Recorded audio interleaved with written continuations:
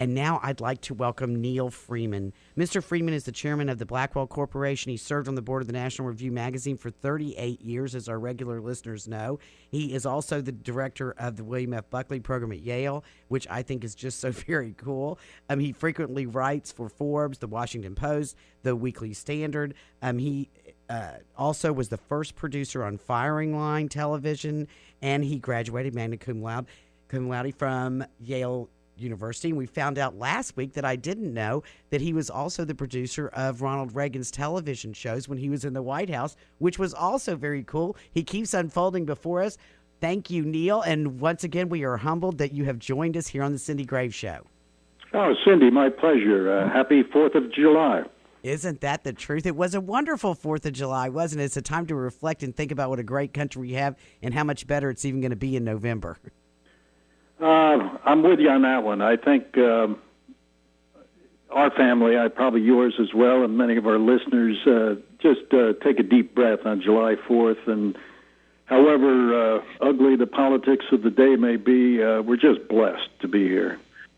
Well, we are. And I'm telling you, I hope that Obama rested up because he sure got a rock and roll this morning, didn't he, with this jobs report? It's cracking me up listening to them trying to spin it that somehow the unemployed are no longer unemployed. What is he talking about?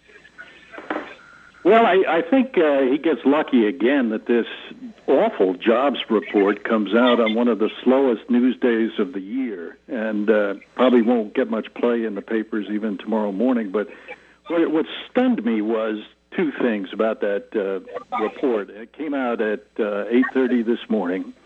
80,000 new jobs. Neal, are you around a television or something? No, I'm not. I thought that was on your end. Well, I don't know. I think we find we have some sort of ghost or widget genie. Maybe it could be the Obama campaign jamming the Cindy Graves show. Because we're getting so good, that must be it. Because I'm waiting for the ceiling tiles to start falling today. You're like, really? But we're having a good time. That's why they call it live radio. The two things about this jobs report, Cindy, I think are significant. One is the White House over the preceding 3 or 4 days had been lowballing an estimate to friendly reporters that it would come in at about 175,000. The fact that it came in dramatically lower even than that is significant. But other aspects are even more dramatic. First, the number of people who went on disability payments during the same month, June 2012, the month just passed, was 85,000. In other words, more people went on disability from the federal government than actually got jobs across the entire country. And the 80,000 jobs were all, from what I can tell, poking around in the numbers, were all private sector jobs, meaning that the public's appetite for additional government employment has just reached its terminus here. Even liberals are saying, hey, the imbalance between the private sector and the public sector is just out of whack. And, to put it all in perspective, just to soak up the new people coming into the labor market, the recently graduated, the recently turned 18, the recently self-declared seeking employment, you'd need about 250,000 jobs. So all in, the unemployment has just worsened considerably.